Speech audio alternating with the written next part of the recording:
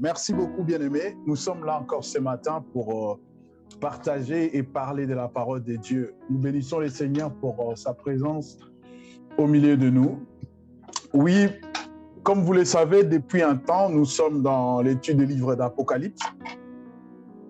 Et je bénis le Seigneur personnellement pour le frère Satel, pour ses interventions, pour essayer de nous introduire dans cette étude.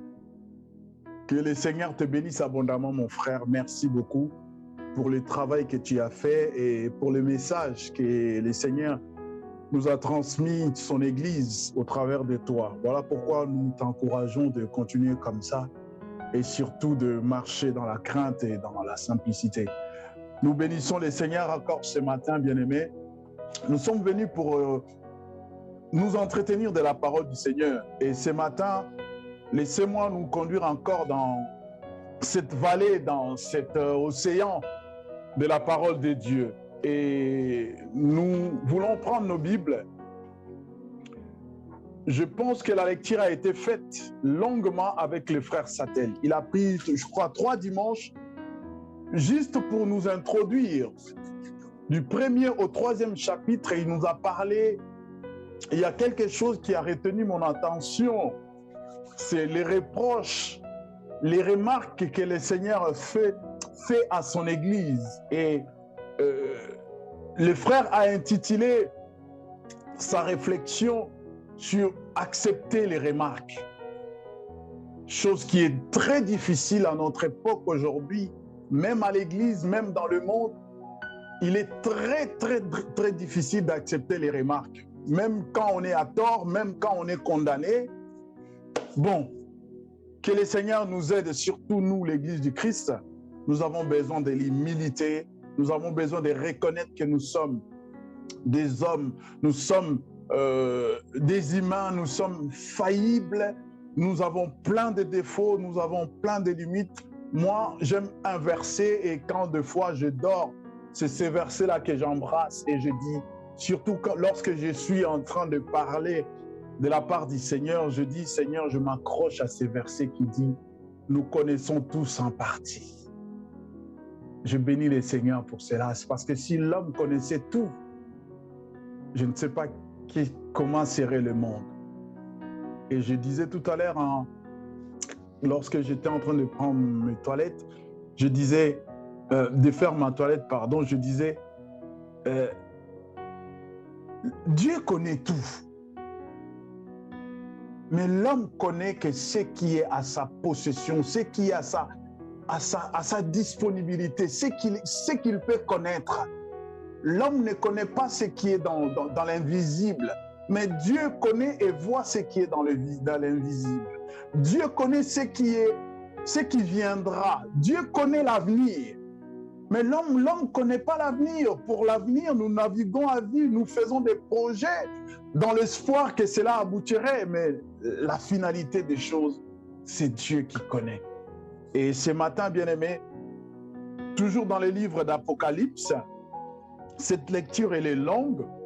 Vous la connaissez parce que nous l'avons faite avec les frères Satel. Nous sommes dans les livres d'Apocalypse à partir du chapitre 1er jusqu'au chapitre 3. Nous allons faire un petit résumé aujourd'hui par la grâce du Seigneur, selon ce que le Seigneur a mis dans notre cœur. Nous avons essayé, pas de conclure, mais de faire un petit résumé de tout ce que nous avons vu et d'apporter notre empreinte par rapport à ce que le Seigneur nous a mis à cœur. Et sans toutefois tordre la pensée du Seigneur ou ce que notre frère a dit, nous voulons juste apporter notre part aussi. Nous connaissons l'histoire d'Apocalypse. Le frère Satel, il a expliqué ce que veut dire Apocalypse. Il a tout donné en détail. Si peut-être vous n'avez pas été là ou vous nous suivez, mais vous ne savez pas, allez seulement taper Centre chrétien La Philadelphie, accepter les remarques par le frère Satel. Vous les trouverez, nous sommes sur YouTube. Donc, ce matin, nous voulons juste faire un petit résumé du chapitre 1er au chapitre 3. En ce qui concerne l'étymologie du mot, le frère l'a donné. Et nous sommes en train de voir dans le chapitre 1er, la Bible dit « Révélation de Jésus-Christ que Dieu lui a donné pour montrer à ses serviteurs. » Il y a quelque chose personnellement qui m'a tiqué.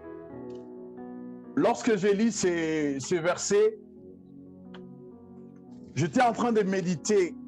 Qu'est-ce que le Seigneur voudrait dire par là? Donc la révélation n'est pas donnée à tout le monde. La révélation n'est pas donnée à toute l'Église. La révélation est donnée aux serviteurs de Christ. Quelqu'un me dit, mais Dieu est machiste ou quoi? Pourquoi il va choisir seulement un groupe de personnes? Non. Lorsque nous définissons le mot serviteur veut dire tout simplement esclave. Waouh!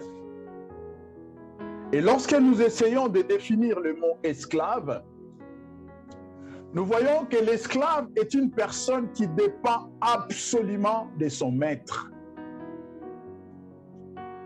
Je prends cette définition pas dans un sens. Même lorsque nous prenons esclave comme adjectif ou comme nom, cela veut dire que c'est une personne qui dépend absolument de son maître. Et il y a plusieurs définitions, mais dans ces contextes bibliques, nous sommes et nous avons pris cette définition pour essayer de montrer ou de définir les mots esclaves. Le frère Sattel a dit, il nous a expliqué Apocalypse, qui vient du grec apocalypsis, qui signifie tout simplement révélation. Et cette révélation, ici nous voyons que le Seigneur la donne qu'à ses serviteurs. Mais qui est serviteur du Seigneur? Est-ce que serviteur du Seigneur, c'est juste les pasteurs, les docteurs, les apôtres, les évangélistes et les prophètes? Non, bien sûr. Et serviteur de l'Éternel, toute personne, tout esclave affranchi. D'ailleurs, tout esclave affranchi, c'est un homme libre. Et lorsque nous parlons de l'esclave, pour essayer un peu d'apporter un petit éclaircissement, j'aimerais que nous puissions lire dans 1 Corinthiens au chapitre 7. 1 Corinthiens chapitre 7, à partir du 22e verset, et nous allons lire aussi Romains 8 rapidement pour essayer de comprendre un peu. 1 Corinthiens au chapitre 7.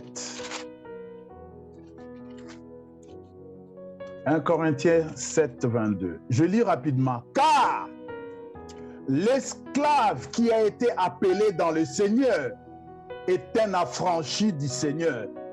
De même, l'homme libre qui a été appelé est un esclave du Christ.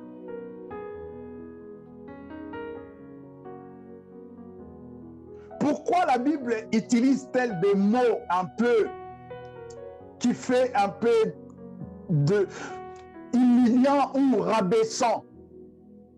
Ça, c'est la conception de l'homme. Mais lorsque nous définissons, lorsque nous lisons la pensée de Dieu, cela veut dire tout simplement, c'est une personne qui dépend totalement de Dieu. Et un homme libre, il est libre. La preuve, nous dépendons de Dieu, nous sommes enfants de Dieu. Mais cela n'empêche que nous puissions vivre notre vie.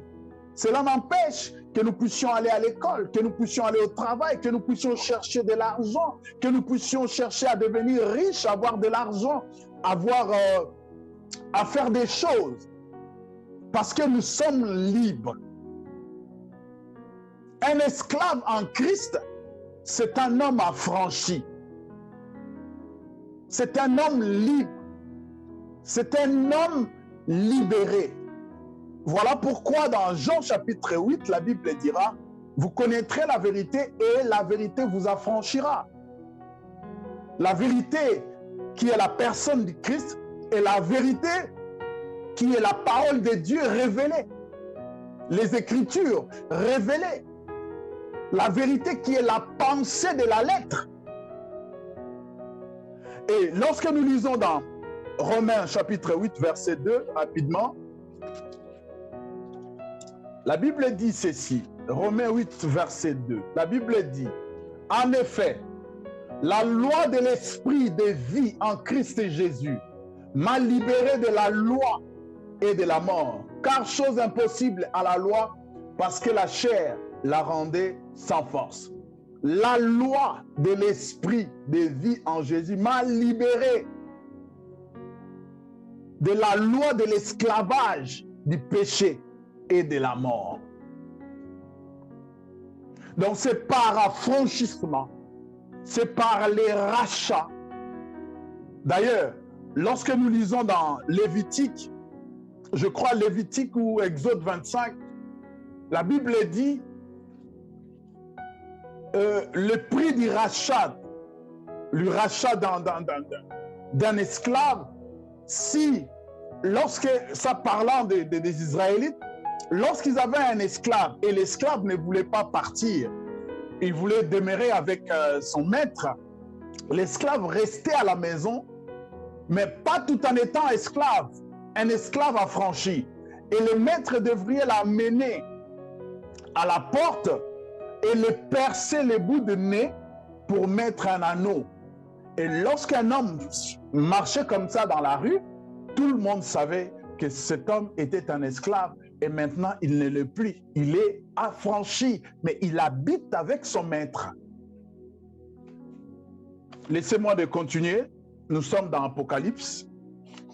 Bien-aimés dans les Seigneurs, une révélation, comme nous avons dit, une révélation n'est pas un trouvaille intellectuel. Une révélation n'est pas quelque chose qui vient de l'intellect de l'homme.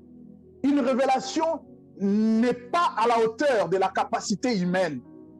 Plutôt est une illumination spirituelle, intérieure. Nous lisons dans Psaume 119, au verset 130. Rapidement, Psaume 119, verset 130. Écoutez ce que la Bible dit. La Bible déclare ceci. La révélation de tes paroles est claire. Elle donne de l'intelligence aux simples. La révélation de tes paroles est claire. Lorsque Jésus demande la question à ses disciples, au dire des gens, qui dites-vous que je suis? Ils ont essayé par l'intelligence, ils ont essayé par la connaissance, répondre prophète, Élie et tout. Et Pierre a dit quelque chose et Jésus a dit à Pierre, ce n'est ni la chair ni le sang qui t'ont révélé ça. C'est mon Père. C'est ce que l'Église a besoin aujourd'hui. Aujourd'hui, nous nous appuyons beaucoup trop dans nos connaissances. Nous nous appuyons beaucoup trop dans nos capacités humaines. Alors que Dieu est esprit. Dieu n'est pas dans l'intellect. Dieu n'est pas dans la chair. Dieu est esprit. Je vois mal un homme qui n'est pas spirituel. Comment peut-il comprendre les choses de Dieu? La révélation de ta parole est claire. Aujourd'hui, nous recevons l'éclaircissement par le versement de l'huile. Nous recevons l'éclaircissement par le fait de nous faire boire l'eau qui vient d'Israël, pardon. Nous recevons l'éclaircissement ou la lumière par l'onction de quoi, je ne sais pas. Vous conviendrez avec moi, il y a un temps, je parlais moi-même, j'avais dit, parlant de moi-même, que je m'efforce à élever mon esprit, à comprendre à élever mon esprit pour qu'il saisisse les choses de l'esprit. Et dernièrement, le frère Sattel, il a martelé la même chose. Le vendredi, je crois, oui, parlant de l'esprit. Tu ne peux pas comprendre les choses de l'esprit si tu n'as pas un esprit élevé, si tu n'as pas un esprit éveillé. Bien-aimé, il n'y a pas sorcier, ne croyez pas que les sorciers sont plus puissants que nous. Loin de là, bien-aimé. Sauf qu'ils ont compris. Vous imaginez quelqu'un qui va voir un marabout, on lui donne des pentacles, on lui donne des amulettes, des choses comme ça, et il met sa foi dans ces choses et il voit les choses se réaliser selon ce qu'il croit. Il met sa foi dans des amulettes, bien-aimés. Il met sa foi dans les statues. Il met sa foi dans les pentacles, dans des médailles, dans des chaînes. Mais nous qui avons un Seigneur puissant, l'Église de Dieu aujourd'hui, nous parlons trop. Mais nous n'avons pas la foi. Cela ne date pas d'aujourd'hui, bien-aimés. Cela ne date pas d'hier. C'est depuis que l'Église est Église, depuis que l'homme est l'homme, on dit à l'homme de ne pas manger. Il ne croit pas. Il ne croit pas. Oh, la foi est très simple. Vous savez, bien-aimés, les fétiches engagent les féticheurs. Et la foi engage Dieu. Lorsque tu manifestes la foi, tu engages Dieu. C'est lui qui a dit. Je disais, bien-aimé, la révélation n'est pas un trouvaille intellectuel. On ne rencontre pas Dieu par intelligence. Dieu est au-delà de ces choses. Dieu nous attend dans un autre monde. Voilà pourquoi il nous a créé corps, âme et esprit. Mais nous restons trop dans l'âme, nous restons trop dans le corps. Voilà pourquoi nous ne voyons pas les manifestations de Dieu. Et dans l'Apocalypse, Jésus révèle ce qui était jusqu'alors voilé. La vision de Dieu, la vision de Jésus-Christ que Dieu lui donne pour montrer à ses serviteurs, hommes et femmes de Dieu, fils et filles de Dieu. Quelle est la révélation que le Seigneur te donne en ce jour? Quelle est la révélation que le Seigneur te donne, toi étant que sa fille, étant que son fils? Quelle est la révélation que le Seigneur te donne? Ou bien comme nous avons pensé que serviteur veut dire les 5 ministères, nous laissons cela aux hommes et aux femmes de Dieu. Nous laissons cela à ceux qui prêchent, à ceux qui parlent. Alors, lorsque nous voyons le mot serviteur, qui veut dire esclave, esclave qui veut dire celui qui appartient et qui dépend totalement de son maître, c'est-à-dire toi et moi. Nous avons lu dans Romains, nous avons été libérés de l'esclavage du péché. Nous avons été affranchis. Et cette personne qui nous a affranchis, c'est lui qui nous a rachetés. D'ailleurs, la Bible ne dit pas qu'il nous a achetés, mais rachetés, achetés de nouveau parce que nous avons été vendus. La deuxième partie concerne le temps présent et où la grâce est donnée aux hommes, où l'Église exerce son ministère dans les mondes. Nous sommes dans la deuxième partie du livre d'Apocalypse. Cette partie concerne le temps présent. Très souvent, bien-aimés, nous faisons abstraction du temps présent. Nous pensons, je parle à l'Église, attends les chrétiens parler, ils parlent toujours au futur. Ah, Dieu va faire. Ah, au ciel nous serons. Ah, lorsque j'irai.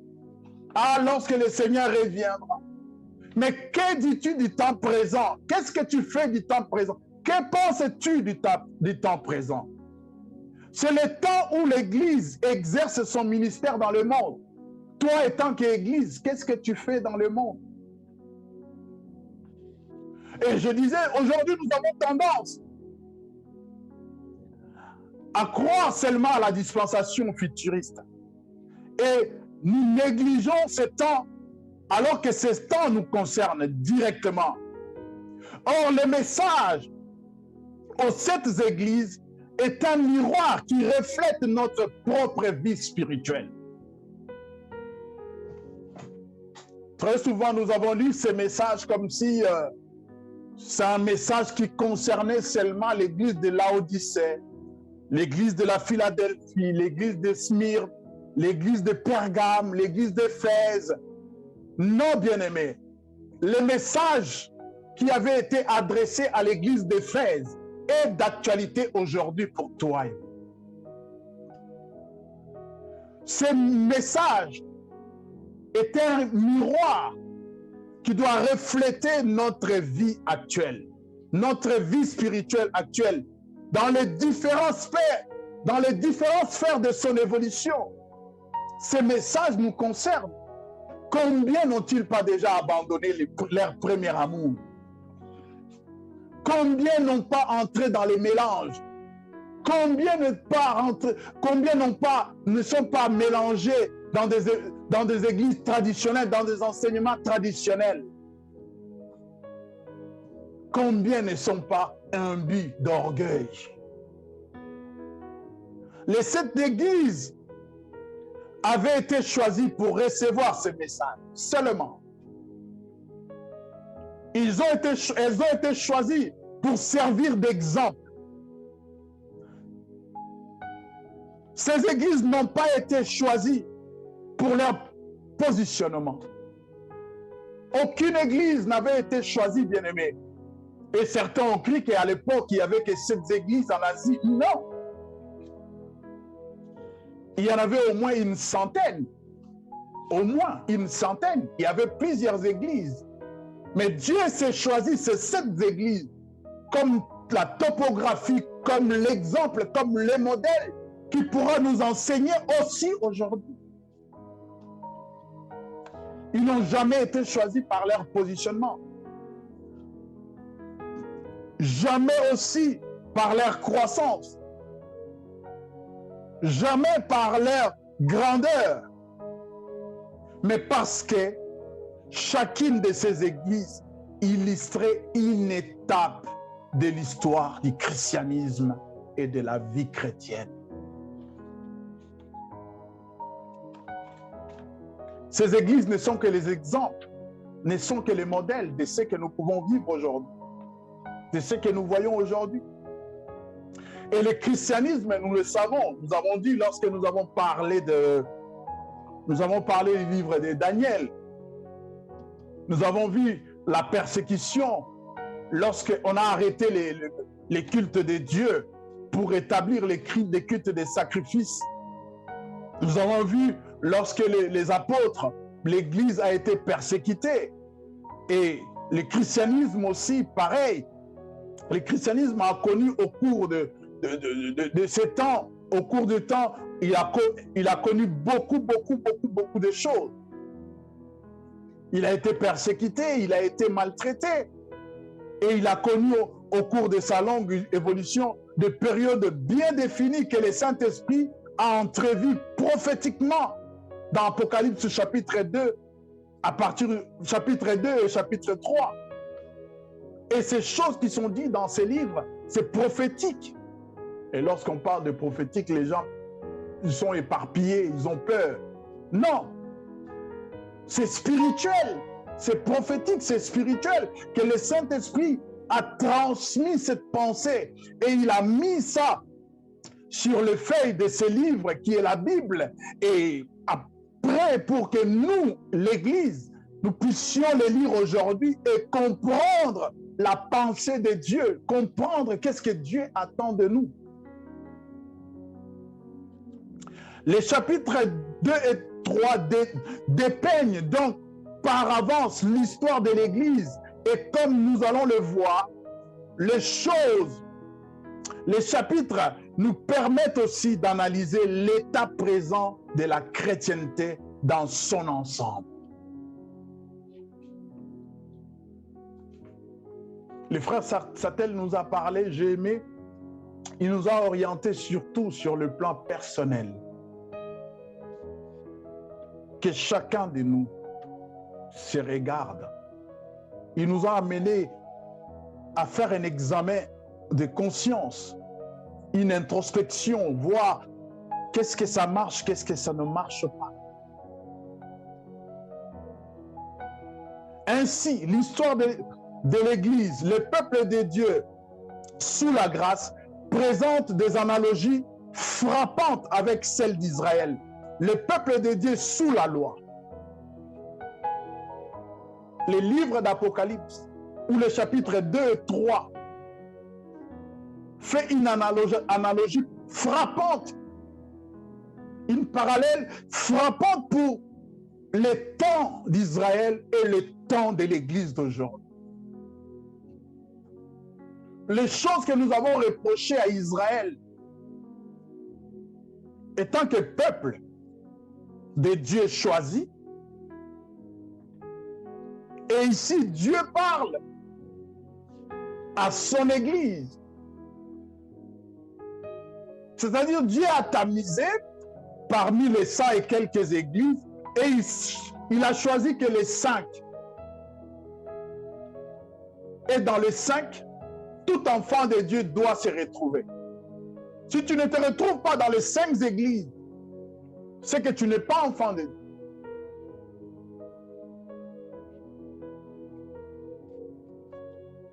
Sous la loi de l'Ancien Testament, je disais, ce chapitre dépeint, fait une analogie frappante entre Israël et le peuple de Dieu. Israël, le peuple de Dieu, sous l'Ancien Testament, dépeint le déclin d'Israël.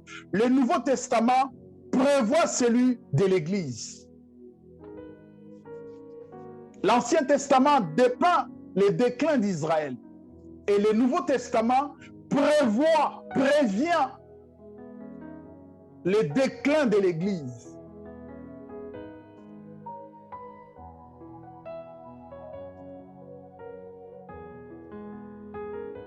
Or, pour l'un comme pour l'autre, il s'est opéré en suivant les mêmes processus. D'abord, Israël.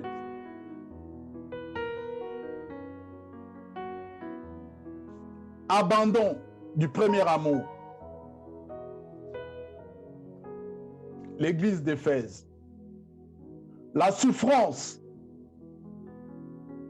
À chaque fois qu'ils abandonnaient le Seigneur le faisait assujettir. Donc le peuple souffrait. L'église de Smyrne. Les mélanges,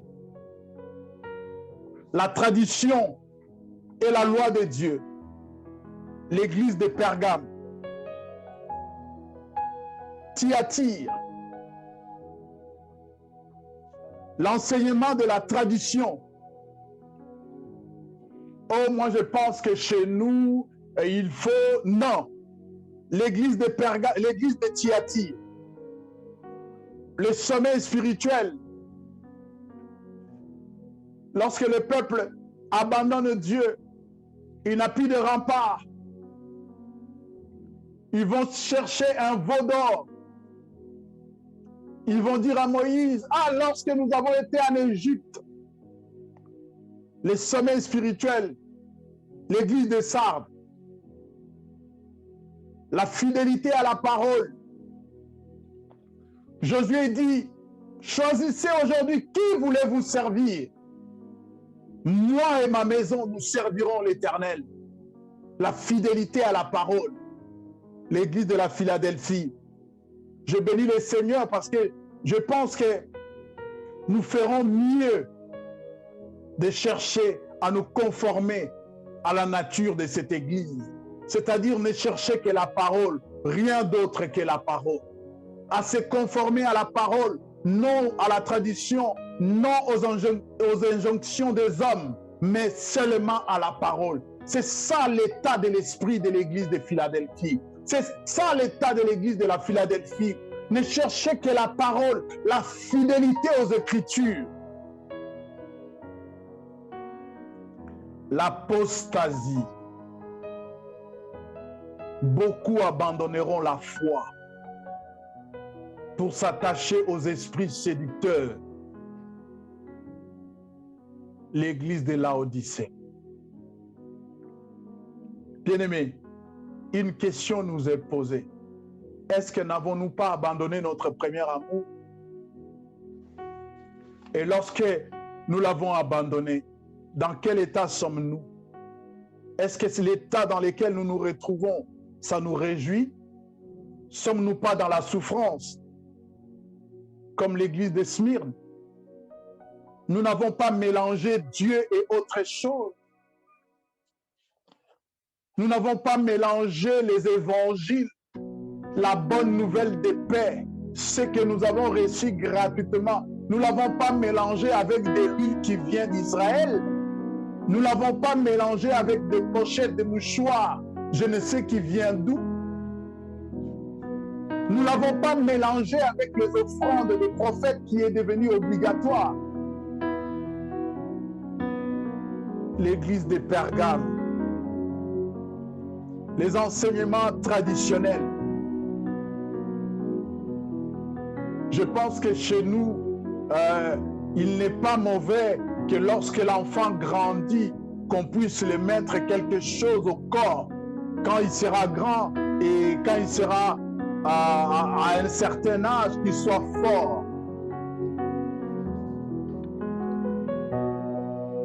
Je pense que comme c'est traditionnel, tu peux te marier à ta cousine. Il n'y a pas du mal en cela.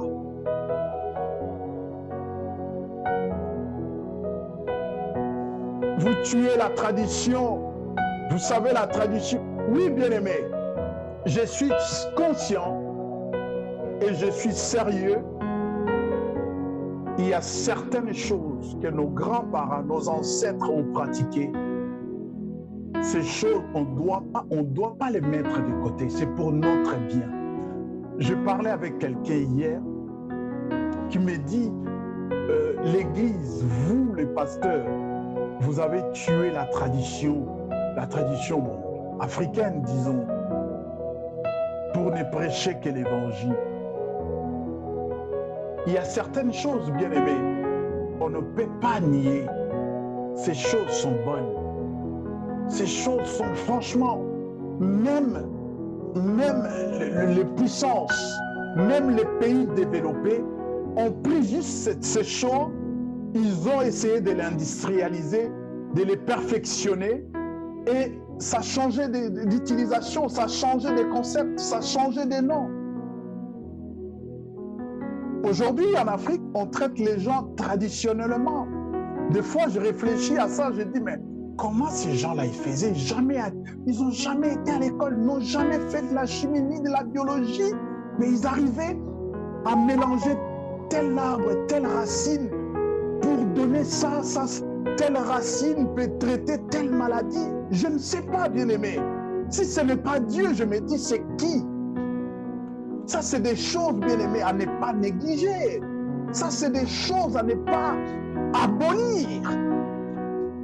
À ne pas abolir. Sachant qu'aujourd'hui, les mêmes produits qui sont pris naturellement en Afrique, et on rajoute un peu de chimie, et ça devient plus toxique que lorsqu'il était naturel. Nous acceptons cela parce que c'est fabriqué en Occident, parce que c'est mis dans le pilules, parce que c'est mis dans une bouteille, dans un emballage bien fait, bien décoré, tout. Non! Il y a des choses, bien aimées, à ne pas négliger.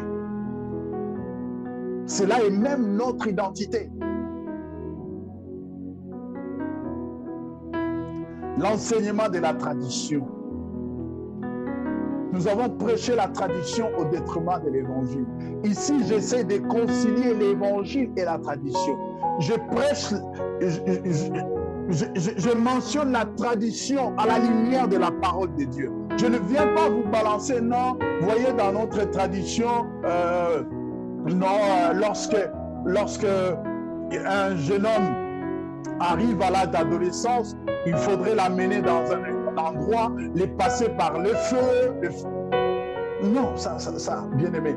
Même sur le plan humain, des fois je regarde dans des tribus comme Maasai, les gens, des fois les choses qu'ils font, soyons humains quand même. On ne peut pas te couper ta lèvre, te mettre, je ne sais pas, te couper les oreilles. Il y a des choses, bien aimées.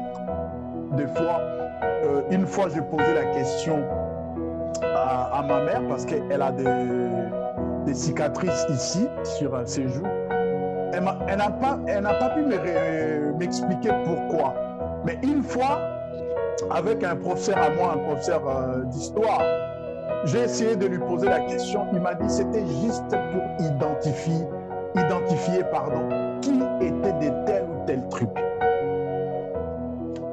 Mais aujourd'hui, on ne peut pas le faire, bien aimé. On ne peut pas le faire. Même dans les régions reculées du monde, on a les stylos, on a les papiers. Si on n'a pas d'ordinateur pour enregistrer les naissances, pour enregistrer l'état civil, je ne sais pas. Donc de telles choses, de telles pratiques, si on les fait encore aujourd'hui, on se pose des questions dans quel monde on est. Ce n'était pas ça mon enseignement. Les sommets spirituels. Les sommets spirituels. Aujourd'hui, les gens, même à l'église, adorant le Seigneur, chantant pour la gloire de Dieu, les gens sont endormis spirituellement. Les gens sont capables de saisir, de comprendre la pensée de l'Éternel. Nous l'avons dit ici. On n'a pas vu vraiment grand monde nous prédire sur le coronavirus. On ne voit pas d'ailleurs nous prédire sur la fin, comment va finir et pourquoi le coronavirus. Il y a cette cacophonie. On essaie un peu de s'embrouiller, mais il n'y a pas un message clair. Parce que l'Église et les hommes de Dieu endormis. Endormis. Peut-être qu'il y a un message quelque part, mais ce message ne nous est pas encore arrivé. Peut-être que Dieu s'est choisi quelqu'un, je ne sais qui est dans... Il lui a donné un message authentique, mais qui peut le croire, surtout s'il n'a pas d'église, ou il a une petite église, ou il a... Bref, s'il n'est pas connu. Et lorsque nous suivons les messages sur Internet, c'est le bien-être. Moi, des fois, je rabaisse personne. Hein. Je dis, ça c'est ma conception. Des fois, je dis, cela ne diffère à un conseil d'un conseiller du Pôle emploi. Cela ne diffère. On fait de la psychologie évangélique, mais toute l'Église n'a pas besoin de ça. Il y a des cas, oui, mais pas toute l'Église. Vous verrez des prophètes qui parlent des sexes, des apôtres qui parlent de l'argent, qui parlent... On ne sait pas maintenant. On ne sait pas distinguer les appels. Il y a la cacophonie. On ne sait pas. On est dans la confusion. On est dans la confusion. Dans la confusion. Les évangélistes qui nous parlent des sexes, tandis que les âmes meurent. Je ne sais pas, ça c'est moi. Cela n'engage que moi. Je ne pense pas que Dieu peut se tromper dans son message. Lorsqu'il nous appelle à tel ministère, on a un message bien défini. Et le message est lié à l'appel. Donc, l'Église endormie, l'Église de Sardes, la fidélité dans la parole. Aujourd'hui, lorsque tu essaies d'être fidèle, de garder la parole dans sa pureté, tu es traité de radicalisme, tu es traité de sévère, tu es traité de tous les mots. Oui, bien-aimé, moi je préfère être traité de tous ces mots, mais de rester comme ça et de sauver mon âme. Ce n'est pas les applaudissements, ce n'est pas le nombre de vues, ce n'est pas le nombre de membres d'église qui me fera entrer au ciel. Ce qui me fera entrer au ciel, c'est ma vie avec le Seigneur. Est-ce que je garde la parole? Est-ce que je marche selon ce que le Seigneur me dit? Est-ce que je marche et je fais ce que Dieu me dit de faire? J'ai toujours dit ici, bien-aimé, le Seigneur ne nous sauvera pas parce que nous sommes une église. Non. Non. Sinon, Jésus ne serait pas venu. Si l'église était capable de se sanctifier, de se sauver ensemble, Jésus ne serait pas venu. Mais Jésus est venu pour nous rencontrer personnellement. Personnellement. Je l'ai dit, je n'ai pas froid aux yeux, je n'ai pas honte. Je l'ai dit, moi, Léo, Jésus est mort à la croix pour moi. Pas pour nous, je ne sais pas, mais moi, je le témoigne. Jésus est mort pour moi personnellement. Même pas pour ma famille, même pas pour mon foyer. Pour moi, ce qui m'intéresse, moi, Léon, Jésus est mort pour moi.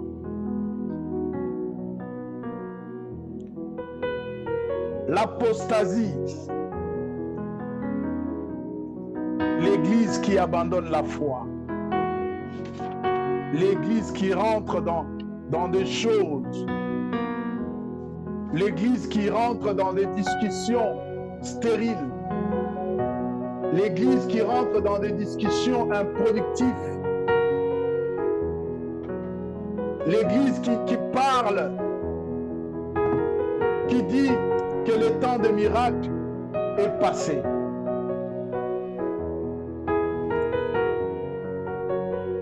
Et l'église qui ne croit plus.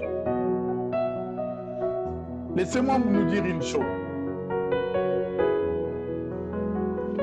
Je fais la première analogie où je comparais les messages de cette église avec la vie des chrétiens. Je nous ai posé la question, est-ce que nous ne nions pas la foi? Nous ne vivons pas l'apostasie? Nous ne voyons pas certains enfants de Dieu vivre dans la souffrance? Nous ne voyons pas les mélanges à l'église?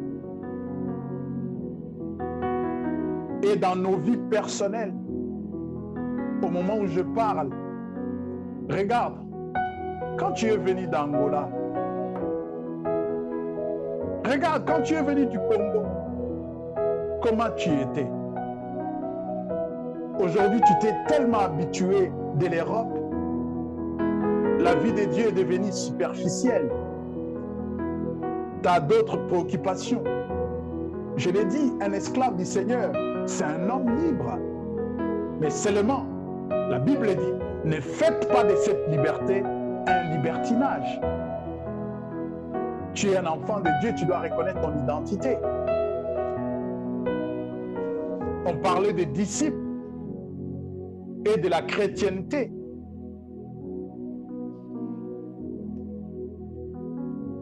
Es-tu disciple? C'est ta vie de disciple qui ferait que les autres t'appellent chrétien. Si tu as abandonné la foi, et il est très difficile, bien aimé, je dis même les pasteurs, même les hommes de Dieu, pour ne pas dire pasteurs, même ceux qui sont dans les 5 ministères, il y en a beaucoup qui ont déjà abandonné la foi.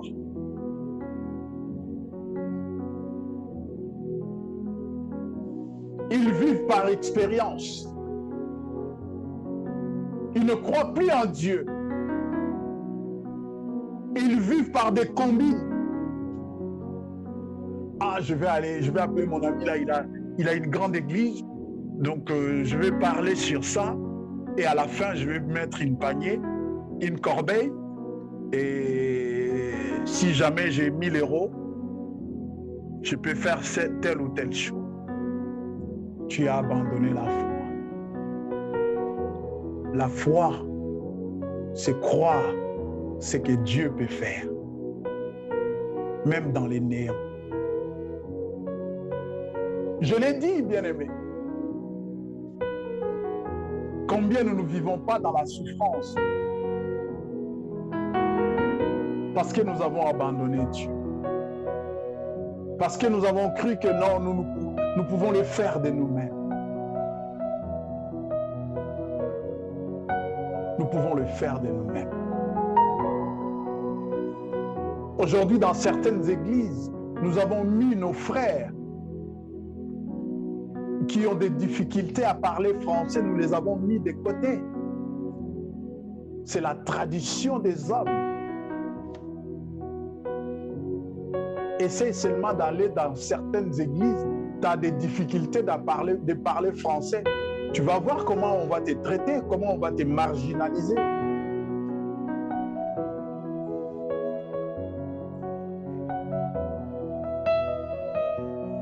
Essaye. Aujourd'hui, nous avons donné les ministères à certains membres de nos églises parce qu'ils sont bien placés socialement, parce qu'ils parlent bien français. Oh, bien-aimés. Ça, c'est la tradition des hommes. Le Dieu que je sers, il dit une chose. Il prend des choses folles pour confondre celles qui sont considérables. Il prend des choses moindres pour confondre des choses considérables. Il prend des pauvres pour confondre les riches. Pour confondre les riches. Ici à Philadelphie, je nous en supplie, ne servons pas les seigneurs parce que nous nous sentons avoir les capacités de les faire. Sur le plan physique, sur le plan financier, sur le plan intellectuel, sur le plan matériel, sur le plan social. Sinon, on est mal barré. Ça, c'est les critères des hommes. Ce n'est pas les critères de Dieu. Ce n'est pas les critères de Dieu. Dieu a choisi Moïse. Moïse a grandi dans une éducation royale. Mais il a été aussi chercher Pierre. Il a aussi cherché, si vous me dites, dans l'Ancien Testament, il a été chercher Gédéon. Le gars, il était pâtissier. Il a été chercher David. Ce n'est pas eux. Moïse ne s'était pas mis dans la cour royale pour préparer à servir Dieu. Ni Moïse, ni David, ni Gédéon, ni Pierre.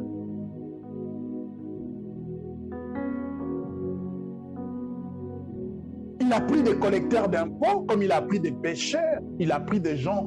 C'est lui, c'est son choix. Mais nous ne faisons pas de là une condition ou un avantage pour servir les seigneurs. Non, loin de là. Dieu n'est pas un homme.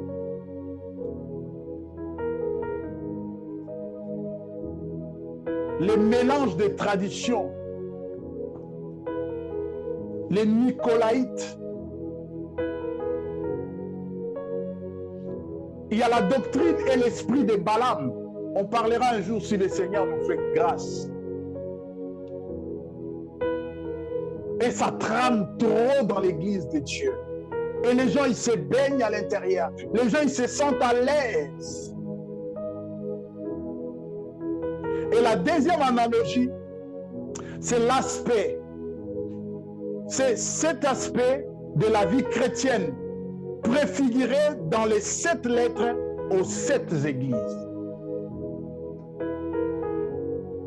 Vous savez, bien aimé, je dis, le diable n'a pas commencé à attaquer l'homme aujourd'hui, depuis la création. Le diable n'a pas cherché à tuer l'église aujourd'hui. Il ne cherche pas à étouffer l'église aujourd'hui.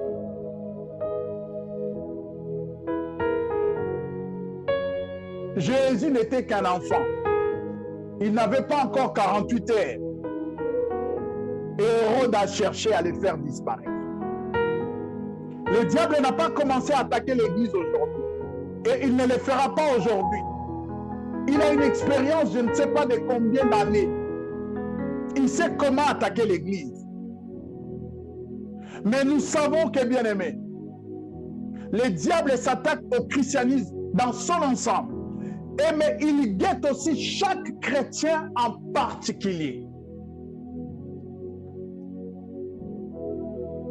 En cherchant à entraver sa vie spirituelle par l'abandon du premier amour, par les compromissions, par les enseignements erronés, par le sommeil ou la tiédeur.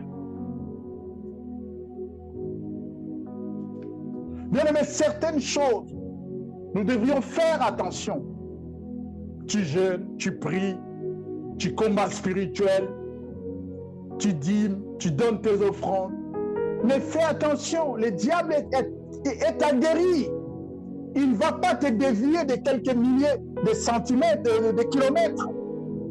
Il va te dévier juste de quelques centimètres. Peut-être que tu ne te rendras pas compte physiquement. Tu ne sauras pas que tu es déjà devenu tiède, tout en étant adorateur, chantre à l'église, tout en étant prêcheur de l'évangile.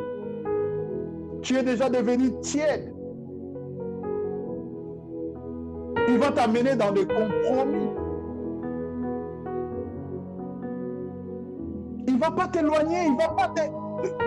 Il y a certaines personnes, les diables, même toi-même, tu dis, non, le diable, il sait que non. Lui, l'argent, lui, les femmes, lui, ça, il t'amène juste dans un petit truc comme ça, tu ne te rends pas compte.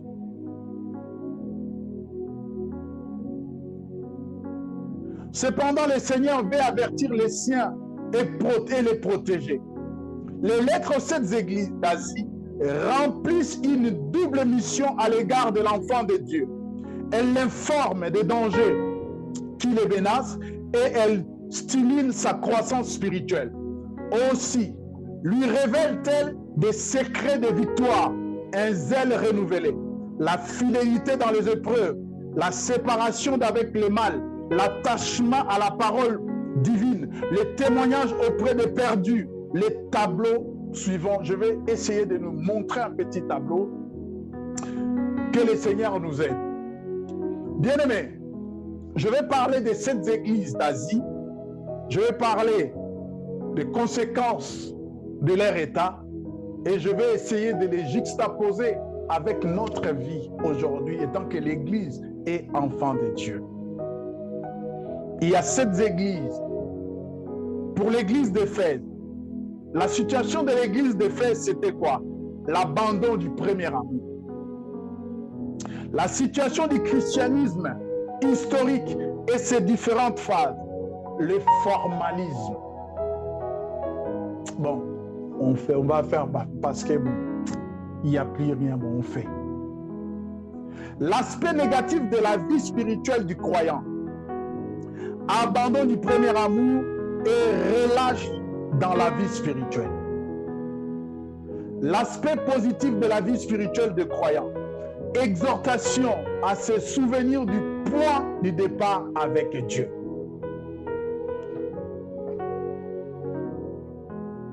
Apocalypse chapitre 2, verset 5. La Bible dit ceci. Souviens-toi donc d'où tu es tombé. Répands-toi. Répands-toi et pratique tes premières œuvres. Sinon, je viendrai à toi et j'écarterai ton chandelier de sa place, à moins que tu ne te répandes.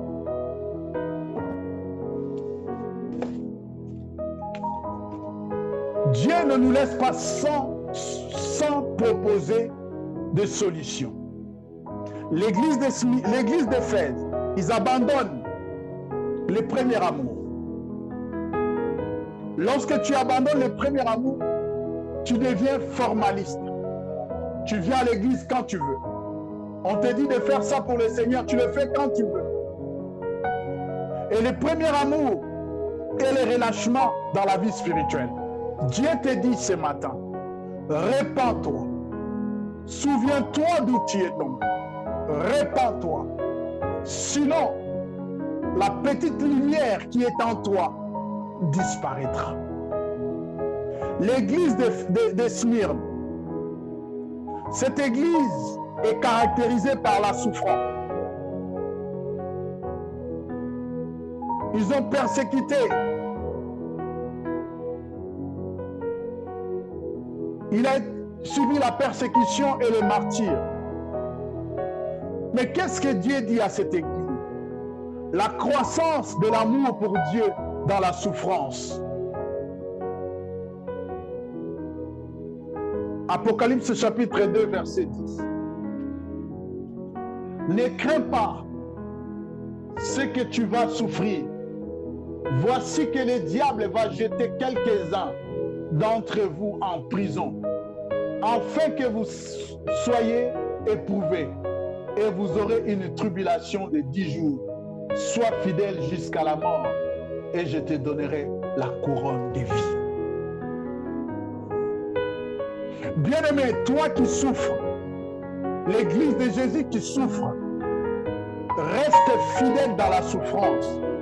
La chose pour laquelle le monde te fait souffrir, si c'est pour le gain et le bénéfice de Dieu, persévère dans ça, reste fidèle. Le Seigneur ne te laissera pas. Il dit, sois fidèle jusqu'à la mort. Je te donnerai la couronne de la vie. Dieu ne te laissera pas. Il ne laissera pas ton attitude, ta position infructueuse.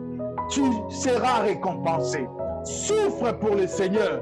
Souffre. La Bible dit, soyez dans la joie lorsque vous en direz la souffrance à cause du nom du Seigneur. Mais si cette souffrance est conséquence d'une désobéissance, bien-aimé, il est temps de se repentir et de revenir au Seigneur. L'église de Pergame est une église de mélange, une église qui fait entre les deux, on mélange, on marie les homosexuels, on est d'accord, on mélange tout, quoi. On ne sait pas qui est qui, et cela amène à l'acceptation de la compromission.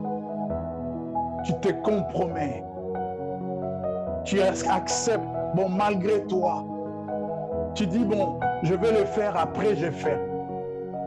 Et qu'est-ce que Dieu dit? Persévérance pour ne pas renier le nom du Christ, là où Satan a son trône. Peut-être que tu es dans cette église. Lisons d'abord Apocalypse 2:13. Je sais où tu demeures, là où est le trône de Satan. Tu retiens mon nom et tu n'as pas renié ma foi. Même au jour où Antipas, mon témoin fidèle, a été mis à mort chez vous, là où demeure Satan.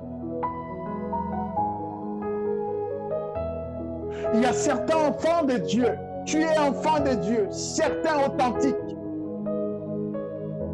Mais tu es dans une église, dans une communauté, dans une assemblée où est le trône de Satan. La Bible dit où mon témoin fidèle Antipas a été mis à mort. Peut-être tu es dans un pays.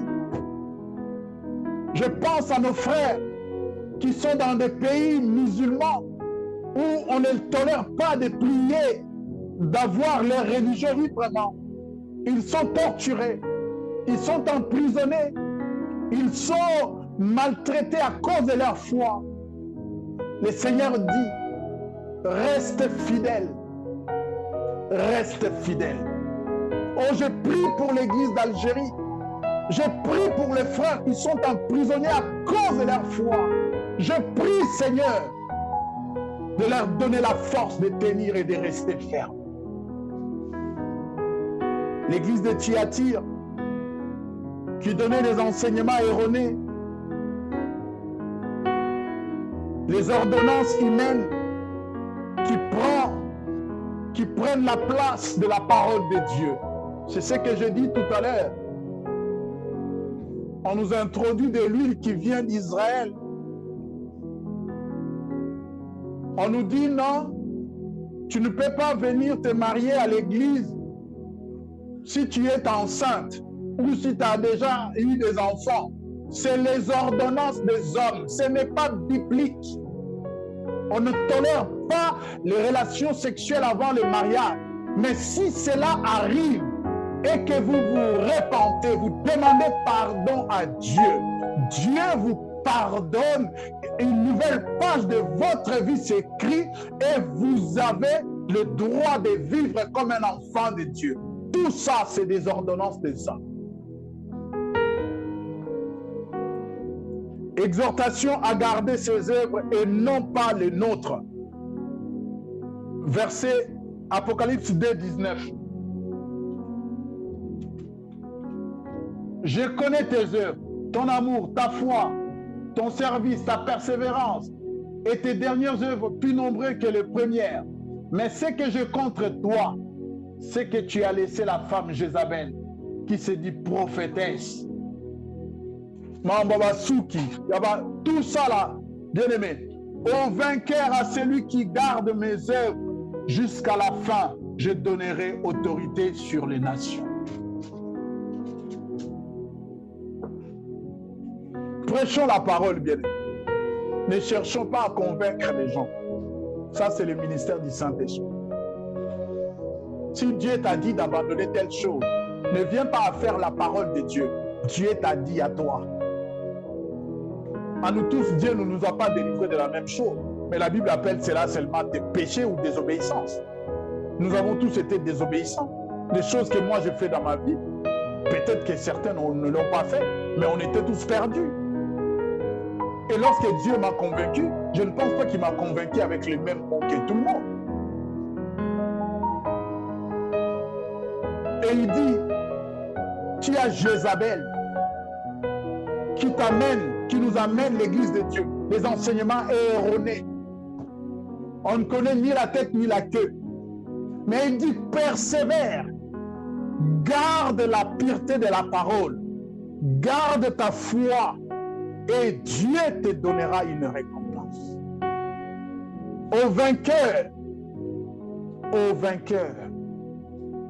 je donnerai. C'est ça, c'est Dieu qui dit. À l'église de Sardes, sommeil spirituel. Sommeil spirituel ou culte de souvenirs. Culte de souvenirs. Il y a beaucoup d'églises qui font trop de souvenirs, trop d'agapés. L'église est devenue un mangeoire. Les gens se plaisent à venir manger au lieu de venir faire manger leur cœur, leur vie, leur âme, leur état spirituel. L'anniversaire du pasteur, fête. L'anniversaire de la femme du pasteur, fête. L'anniversaire des dirigeants, fête. L'anniversaire des choristes. Oh, on est où là? Et qu'est-ce que le Seigneur promet? Le Seigneur nous exhorte à la vigilance. Apocalypse chapitre 3, verset 2. Sois vigilant et affermis les restes qui allaient mourir, car je n'ai pas trouvé tes œuvres parfaites devant mon Dieu. Bien-aimé, Dieu nous appelle à la prudence. Regarde-toi, regarde les œuvres de l'assemblée où tu es. Regarde les œuvres de ta vie. Regarde-toi, bien-aimé. Est-ce que si le Seigneur reprenait son souffle en toi aujourd'hui, tu penses les rencontrer? Pour ne pas dire s'il revenait aujourd'hui, tu peux aussi aller les rencontrer. Est-ce que tu penses vraiment que tu vas les rencontrer? À l'église de Philadelphie, elle est encouragée malgré sa faiblesse, mais cette église était puissante. La faiblesse, la puissance dans la faiblesse, la conquête missionnaire, dans la faiblesse, amour fraternel, attachement à la parole de Dieu et zèle missionnaire. Apocalypse 3, 8 et 10. La Bible dit, rappelle-toi donc comment tu as reçu et entendu la parole. Garde-la et répands-toi. Si tu ne veilles pas, je reviendrai comme un voleur et tu ne sauras point à quelle heure je reviendrai. À quelle heure, pardon, je reviendrai te surprendre. Le verset 10. Parce que tu as gardé la parole de la persévérance en moi, je te garderai moi aussi de l'heure de l'épreuve qui va venir sur le monde entier pour éprouver les habitants de la terre. Oh bien-aimé, la persévérance, la fidélité à Dieu paye. Dieu n'est pas un ingrat. Dieu n'est pas un ingrat. J'aime aussi un verset qui dit « Dieu honore ceux qui l'honorent. Reste fidèle. Persévère dans la fidélité. Applique-toi à la parole de Dieu. Prie, dis Seigneur, je ne suis que de la chair. Tout peut m'arriver, mais je m'accroche à ta grâce. Je prie que tu m'accordes ta grâce, que tu m'accordes tes bienfaits. Fais de moi, Seigneur, ce que tu veux que je sois. Que je persévère dans ma foi, dans les dénis comme dans l'abondance. L'église de Laodicée, une église illusionniste. Elle est nue, mais elle se croit habillée. Elle est aveugle, mais elle pense qu'elle voit. C'est la plupart de nos églises aujourd'hui qu'on appelle grande église. Il n'y a rien de l'esprit. Même lorsque les sorciers viennent, et le diable même a établi son trône. Ils sont dans l'illusion. Ils se croient ce qu'ils ne sont pas. La tiédeur et la satisfaction propre, personnelle. Moi, je suis, moi, je suis, mon église, moi. Oh! Illusionniste. Inconscience endurcie. Aveuglement. Aveuglement. Ah, toi tu penses, moi, cet homme-là, quand il se connecte, tout de suite, il y a 15 000 personnes. Aveuglement.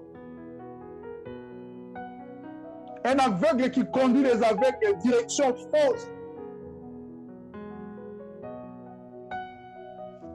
Les gens, ils suivent aujourd'hui sans se poser des questions. Même lorsqu'ils se posent des questions, ils ne se posent pas des bonnes questions. Mais toi, tu me suis pour que je t'amène où? Les jours où moi je ne suis pas là, qu'est-ce que tu seras devenu? Moi, je dis aux gens que Dieu a mis sous ma responsabilité, ne me suivez pas. Ne me suivez pas. J'ai beaucoup parlé, mais il y a des choses que je dis qui ne tiennent pas. Mais je compte sur le Saint-Esprit qui est en vous. Il vous fera retenir ce que Dieu vous a destiné personnellement. Ça, je le reconnais. Je le reconnais. Si vous suivez un homme comme moi, rempli d'imperfections, j'ai dormi la nuit, je ne savais même pas, j'étais où, comme un mort.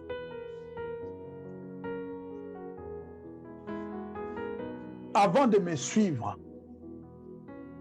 écoutez d'abord ce qui sort de ma bouche, si cela vraiment vient de Dieu. Mais aujourd'hui, les gens, ils ne se posent pas ces questions. Est-ce que ce qui sort de la bouche de cet homme vient de Dieu? Voilà pourquoi on vous dirait, aucun Congolais n'entrera au ciel. Amen! Mais tu es Congolais, frère. Frère, est-ce que tu es? Seigneur Jésus, qu'on me refuse l'argent de Bill Gates, mais qui me donne même un petit carré du ciel, qu'on me donne seulement. Bill Gates, reste avec ton âme. Ciel! Un exemple palpant, les gens qui écoutent comme des moutons, qui suivent comme des moutons, ils suivent sans discernement, ils répondent à même sans discernement. L'illusion, même pas l'illusion optique, mais l'illusion dans son paroxysme. Comment tu peux répondre Amen à de telles allégations? Comment? Je ne sais pas. Ces gens-là, je ne sais pas. La place de la femme est à la cuisine. Amen. Oh Seigneur Jésus, quel monde nous sommes. Est-ce que c'est écrit dans la parole de Dieu ici, là? Le châtiment peut devenir une marque d'amour du Seigneur par laquelle il parle. Bien-aimé, il y a certaines souffrances qui peuvent devenir une marque des paroles du Seigneur, une façon dont le Seigneur nous parle. La souffrance peut devenir une marque d'amour par laquelle le Seigneur nous parle. Ne prenons pas chaque souffrance comme une malédiction. Ne prenons pas chaque souffrance comme venant du diable. Des fois, nous parlons du diable, il n'est même pas là, il n'entend même pas, il est je ne sais pas où. Lisons pour finir Apocalypse 3, 19. Moi, je reprends et je corrige tous ceux que j'aime. Et donc, dis-elle, et répands-toi.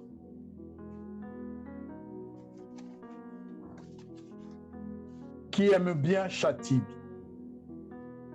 Il y a certaines situations qui t'est arrivé dans ta vie, tu t'es posé des questions, tu t'es dit, je suis maudit, je ne suis pas sérieux, je ne suis pas sérieuse, et les gens vont, les gens... Bien-aimés, je châtie tout ce que j'aime. Si tu es enfant de Dieu, il n'y a rien qui ne puisse t'arriver que le Seigneur ne puisse le permettre. Si t'arrive quelque chose, dis-toi que Dieu l'a permis. Cherche le pourquoi et le comment de t'en sortir de cela. Arrête de te maudire toi-même. Arrête de te disqualifier toi-même. Arrête. Dans l'histoire de ces livres, il y a des gens qui ont fait pire que toi. Mais lorsque Dieu les a rétablis, aujourd'hui, il nous sert de modèle. Il nous sert de modèle. La souffrance peut être une marque du Seigneur par laquelle il nous parle. Je ne connais pas ta situation, mais une chose est certaine, si tu es enfant de Dieu, fille ou fils de Dieu, si tu es serviteur, si tu es esclave affranchi de Dieu, dis-toi, c'est pour un but. Et la cause de cette souffrance, si c'est une cause par désobéissance, répands-toi. Mais si tu ne te rappelles de rien, tu n'as rien fait, réjouis-toi, persévère dans la souffrance. Que le Seigneur nous bénisse. Seigneur, bénis ta parole dans nos cœurs. Nous recommandons au Saint-Esprit de bénir ta parole. Au nom de Jésus, Père, merci. Amen.